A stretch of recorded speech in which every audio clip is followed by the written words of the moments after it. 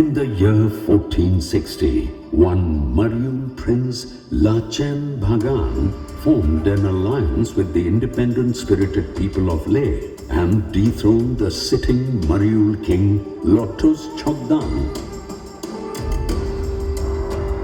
He took the surname Namgyal, meaning victorious, and found a new dynasty, the Namgyal dynasty.